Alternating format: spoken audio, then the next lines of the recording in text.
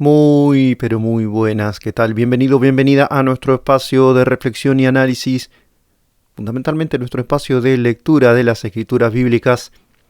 Como contamos siempre a nuestros amigos, y esto lo saben porque vienen siguiendo nuestros ciclos, queríamos arrancar por Génesis y finiquitar con el Apocalipsis, con la revelación de Juan, y sucedió, bueno, que pensamos que hay una cierta necesidad en el ambiente evangélico de recorrer los textos proféticos de la Biblia. Así que hicimos un poquito de trampa, nos auto-spoileamos lo que queda de historia de la salvación hasta llegar al último libro de la Biblia y arrancamos sistemáticamente con la lectura de Apocalipsis, tal es así que ya hemos leído hasta el capítulo 7 y hoy nos toca el capítulo 8.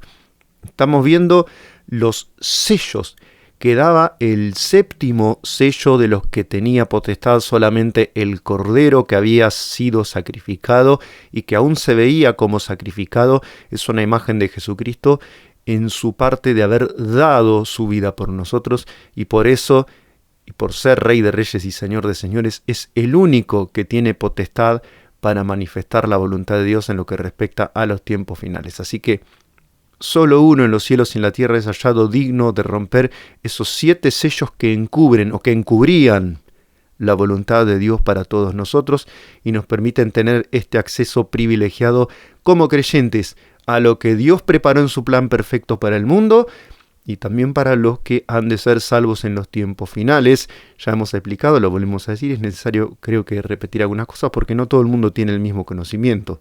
Los cristianos a todas estas, cuando arrancan los hechos del Apocalipsis, estamos en la tierra, pero somos llevados a la presencia de Dios y recién ahí tiene lugar el comienzo de la cuenta regresiva. Por eso se le dice a Juan al comienzo del libro, escribe las cosas que has visto, las que son y las que serán después de estas. Las que serán después de estas es esa cuenta regresiva de 7 años que ya hemos comenzado con paso firme a recorrer juntos y que se manifiesta por lo menos en los 7 sellos que estamos leyendo en el texto de Apocalipsis. Por lo menos arrancamos en el capítulo 6 y ahora retomamos en el capítulo 8. El capítulo 7 es un gran paréntesis donde se nos habla de una multitud que son inmunizados, como una especie de flashback, como diciendo, todavía no dijimos quiénes no van a ser afectados por las plagas. Los únicos que van a estar inmunizados por una inmunidad puesta por Dios, por un sello, como el sello que encubría la revelación de ese pergamino que contiene la voluntad de Dios.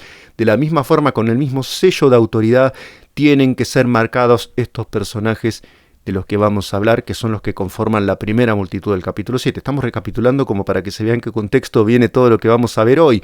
Después hay una segunda multitud, que algunos opinan que es resultado de la primera, que es consecuencia del trabajo misionero o evangelístico de la primera multitud, que son judíos, que son varones y que son vírgenes. De esto se va a hablar más en específico en el capítulo 14, ya vamos a llegar ahí. Y la segunda multitud sería, como decimos, el resultado, gentes de todo pueblo, tribu, lengua y nación. Pero extrañamente se dice de la primera multitud que están en la tierra y de la segunda multitud se nos cuenta que ya están en el cielo en la presencia de Dios y no se nos dice en ningún momento que hayan pasado por el martirio, con lo cual queda un poquitito pedaleando en el aire esta posible lectura de que la segunda multitud es consecuencia de la acción misionera de la primera. Por lo menos a mí me da la sensación de que son simultáneas y que la segunda multitud somos los cristianos cuando ya hayamos sido traspuestos a la presencia de Dios y ya estemos gozando en la presencia de Dios y junto con los ángeles, junto con los 24 ancianos, junto con esos 4 querubines que están en la presencia de Dios, estemos adorando ya libres de todo dolor, de todo mal recuerdo en la presencia de Dios.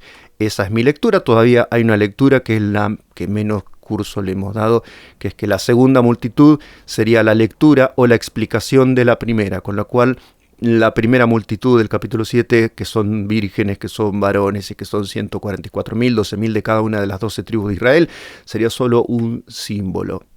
Así que la segunda sería la lectura de la primera, serían una sola multitud en esencia. Es una lectura a la que no le hacemos caso porque creemos que no tiene realmente un buen fundamento. Es demasiado poética, demasiado idealista, demasiado simbolista. En este espacio nosotros nos la jugamos por tomarnos lo más literalmente que podemos el texto de Apocalipsis, y ahora nos vamos a ver confrontados a los desafíos interpretativos a que da lugar esta postura radical que nosotros asumimos de tomarle la palabra a nuestro Dios. Capítulo 8 entonces de Apocalipsis, estamos siguiendo la versión NBI.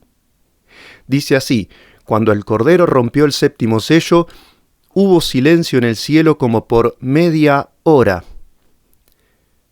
Este es el silencio famoso que precede a la tempestad. Ha quedado impreso incluso en el lenguaje común de la gente, ¿no? ¿Qué clase de silencio es este? El contexto que se nos contaba era siempre de adoración, de música, de jolgorio, ininterrumpido en la presencia de Dios, pero en este momento, y estamos hablando del tercer cielo, de la presencia de Dios, de la eternidad misma de Dios, se hace un silencio inaudito, valga la expresión, algo que nunca había ocurrido antes y que constituye una absoluta excepcionalidad. Es un silencio que implica solemnidad, es un silencio que también expresa el asombro, la seriedad, la sobriedad a que dará lugar esta escena que vamos a contemplar y que se nos permite, como creyentes, por representación y por la presencia ahí del apóstol Juan, que es el que está ahí a modo de periodista, ¿no? Anotando todo lo que ve y todo lo que escucha, para después transmitirlo no a nosotros. También podemos decir como un historiador del futuro, porque para Dios el futuro es cosa ocurrida y es cosa pasada. Para Dios no hay tiempo, para nosotros hay tiempo. Para nosotros el futuro es algo irresuelto, para Dios no. Y vi a los 7 ángeles que están de pie delante de Dios, a los cuales se les dieron 7 trompetas. El séptimo sello da lugar inmediatamente a los sonidos, a los tocares, no sé cómo se dice, de las 7 trompetas de estos ángeles que están parados delante de Dios. Hay una tradición judía que dice que hay 7 ángeles parados enfrente de Dios, y esto por lo menos parece confirmar que literalmente es así esta realidad espiritual. Así que están en pie delante de Dios y se les dan estas 7 trompetas. Esto también en cuanto a un misterio de cómo debemos leer la relación entre los 7 sellos, las 7 trompetas y las 7 copas. Hay quienes opinan que van a ocurrir de manera simultánea, pero también se ve claramente una intensificación de los juicios que a veces se insinúan en los sellos, después en las trompetas se intensifican y en las copas terminan de ser devastadores.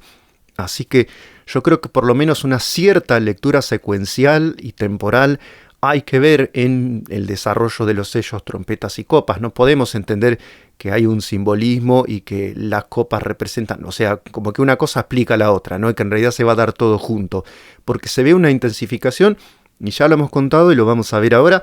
Los sellos son todas causas naturales. Son en todo momento enfermedades, guerra, homicidios, ataques de fieras. Son todas cosas que pueden ocurrir en cualquier momento. En cambio, en las trompetas vamos a ver que algunas cosas ya implican la intervención de fuerzas sobrenaturales. Ya no estamos en el plano, en el dominio de lo que meramente puede ocurrir por causalidad natural, aunque sea una causalidad, como decimos, intensificada y vuelta difícil de soportar bajo los parámetros humanos actuales. Dice que se acercó otro ángel cuando se les dan las trompetas a los 7 ángeles y se puso en pie frente al altar. Este tenía un incensario de oro y se le entregó mucho incienso para ofrecerlo junto con las oraciones de todo el pueblo de Dios sobre el altar de oro que está delante del trono. Esto es interesante porque no es que el incienso es las oraciones de los santos en este contexto, sino que tiene un incensario para ofrecerlo junto a las oraciones del pueblo de Dios, y esto también da lugar a muchas reflexiones aplicables a cada uno de nosotros en cuanto a la importancia de la oración, sabiendo que Dios cumple un plan eterno, un plan perfecto, está desde una dimensión aparte que no podemos ni entender con nuestra mente humana, limitada y racional, sino que está por encima de todo eso.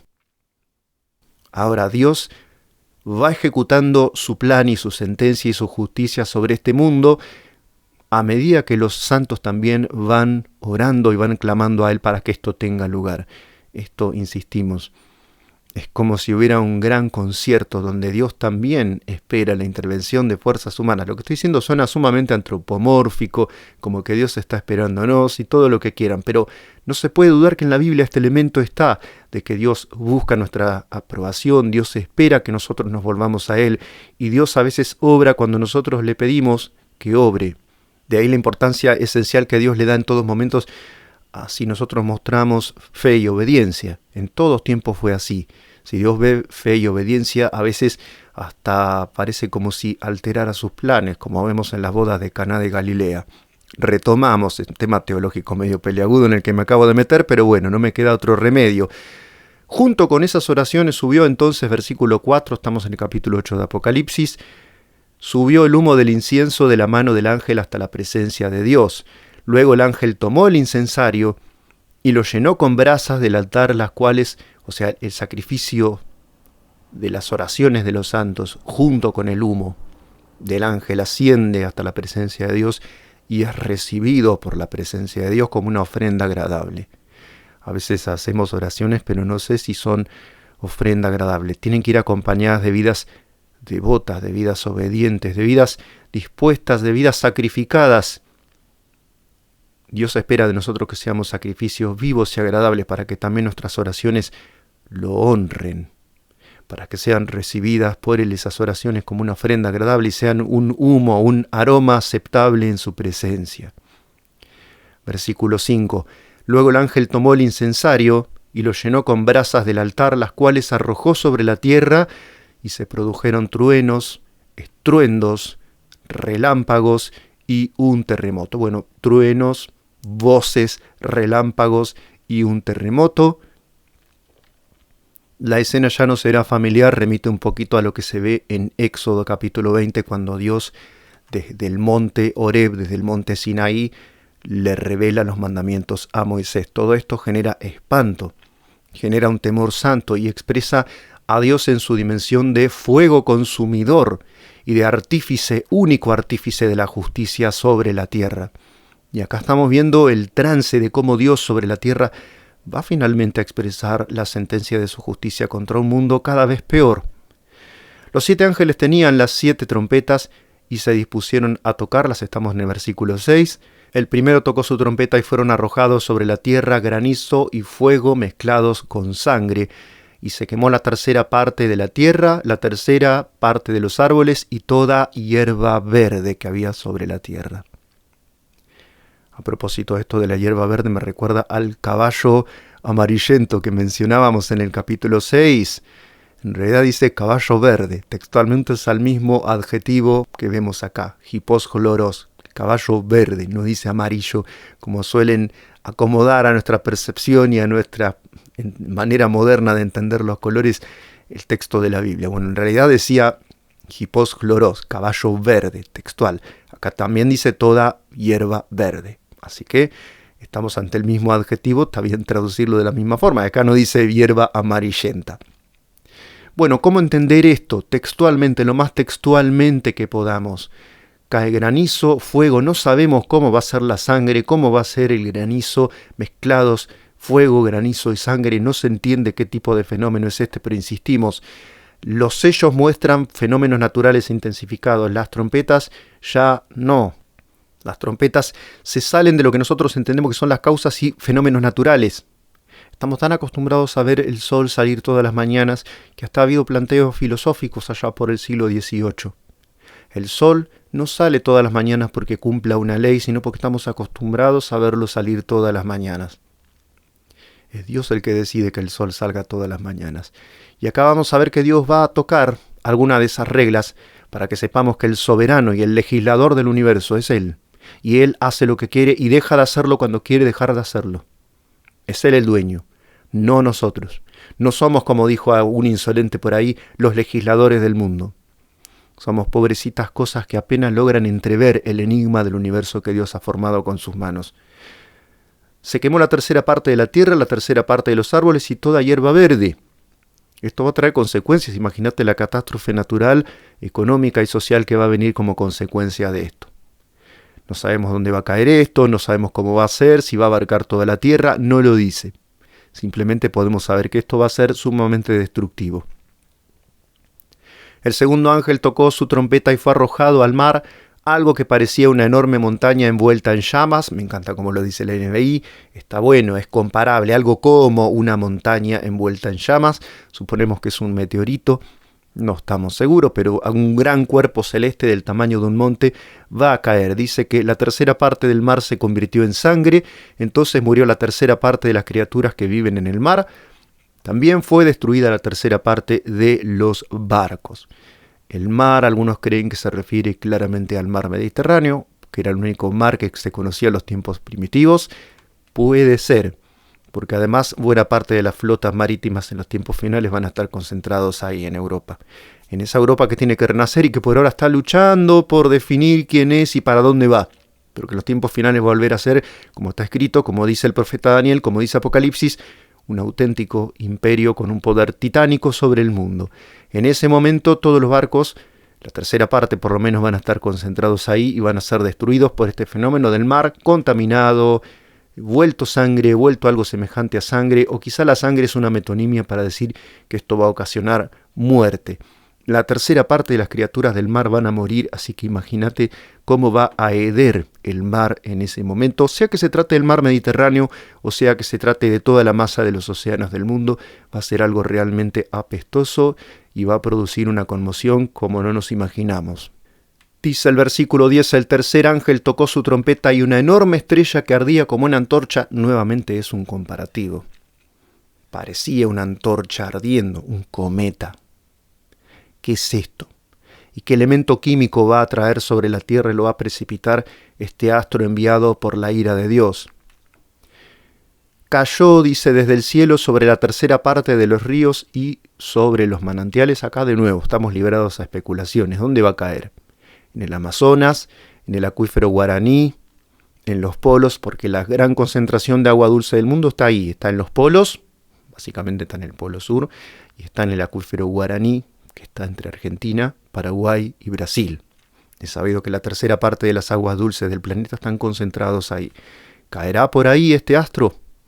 Versículo 11, la estrella se llama Amargura, ajenjo en realidad textualmente dice así, absintos, esto en griego, y la tercera parte de las aguas se volvió amarga y por causa de esas aguas murió mucha gente. No se menciona tanto de cantidad de víctimas fatales, pero lo que se está contando es bastante terrorífico. Recordemos que en los sellos ya murió una cuarta parte de la humanidad, ya hemos hecho los cálculos y todo en el capítulo que nos dedicamos a leer, es el capítulo 6 decimos, ¿no? Acá se dice que murió mucha gente sin especificar un número, pero sí que van a ser miles y millones quizás. Va a traer algún tipo de contaminación química, radiactividad, ese astro que va a caer sobre las aguas dulces. No lo sabemos, pero sí sabemos que esto va a ocasionar la muerte de muchas personas. Versículo 12. El cuarto ángel tocó su trompeta y fue asolada la tercera parte del sol, de la luna y de las estrellas, de modo que se oscureció la tercera parte de estos.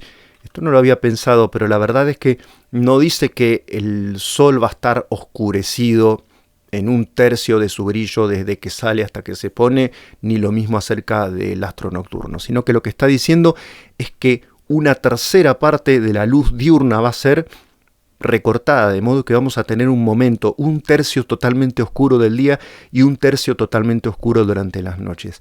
Así que es raro como lo dice, porque lo que da a entender es esto, que va a haber como una compartimentación del día y de la noche, en los cuales no va a haber en absoluto ninguna emisión de luz natural. Dice, así quedó sin luz la tercera parte del día y la tercera parte de la noche, es clarito. Porque uno se imaginaba que iba a estar como apagado el sol o apagada la luna, y uno dice quizá algún tipo de nube o de elemento químico que va a como extender un velo que nos impida recibir toda la claridad de la luz durante el día y durante la noche, pero no es eso lo que nos está diciendo el pasaje, como te digo, sino que va a haber un pedazo de la noche totalmente oscuro y un pedazo del día, un tercio del día totalmente oscuro. Seguí observando, dice el último versículo del capítulo que hoy nos ocupa, y oí un águila que volaba en medio del cielo. Águila, no ángel, como dicen algunas traducciones por ahí más clásicas. Dice un águila que volaba en medio del cielo y gritaba fuertemente, o gritaba a gran voz: ¡ay, ay, ay de los habitantes de la tierra cuando suenen las tres trompetas que los últimos tres ángeles están a punto de tocar! Si habíamos dicho que una cuarta parte de la gente se iba a morir durante los sellos de la ira de Dios, acá durante las trompetas todavía resta que muera una tercera parte más. Así que van a ser realmente juicios devastadores los que nos queda por contemplar. Insistimos, no está tan claro si los sellos, si el último de los 7 sellos parece que contiene las 7 trompetas y parece como si la última de las trompetas contuviera las 7 copas de la ira de Dios. Esto quizá no nos permita establecer de manera tajante que va a haber una secuenciación clara entre sellos, trompetas y copas en el orden temporal, pero sí que hay que suponer que va a haber un creyendo y que la expresión de la ira de Dios va a ir en aumento y se va a ir intensificando según se acerque el regreso de Jesús para gobernar sobre la tierra y con todas esas señales que se van a producir, como decíamos, en el cielo. Así que es difícil entender bien cómo va a ser la secuencia, solo que va a haber algo así como una secuencia y sí que va a haber una intensificación. Eso es lo único que podemos sacar en claro de la lectura de estos pasajes. Y en cuanto a cómo entender esto, nosotros somos sumamente partidarios de leerlo de la manera menos simbólica posible. Imagínate, vamos a tomar un ejemplo al azar, a ver, estoy bajando acá en la lectura bíblica que tengo. Supongamos que, granizo y fuego mezclados con sangre. Esto puede alguno decir, esto es una invasión de algún pueblo bárbaro. Dice, la tercera parte de la hierba fue quemada y los árboles, ¿qué representarían acá los árboles? La hierba verde, la tierra, o sea, se nos complica. Estamos nosotros, por puro gusto, por pura incredulidad, complicándonos la interpretación de pasajes que tienen un sentido, parecen por lo menos ofrecer un sentido bastante concreto y fácil de asimilar. Lo que es difícil es a veces desde lo afectivo y emocional entender que Dios está haciendo todas estas cosas. Pero si Dios está mandando todos los avisos que está mandando en esta época y la gente no escucha, antes bien la gente se rebela. Antes bien la gente representa a Jesús como un simpatizante de la maldad y de la perversidad. Antes bien la gente se designa y se rodea de maestros, de falsos predicadores que les predican lo que ellos pretenden oír y desoyen sistemáticamente lo que Dios les dice en su palabra y no se arrepienten de sus pecados y no aprovechan el tiempo de la gracia que Jesús abrió con su sangre para nosotros. Es un camino que está abierto con la sangre del Cordero para que nosotros recibamos el perdón de Dios y la gente hace caso omiso. ¿Qué puede ocurrir con eso? Que en algún momento la ira de Dios se va a manifestar. Jesús lo dejó en claro en los evangelios. Dios es un Dios de amor, sí.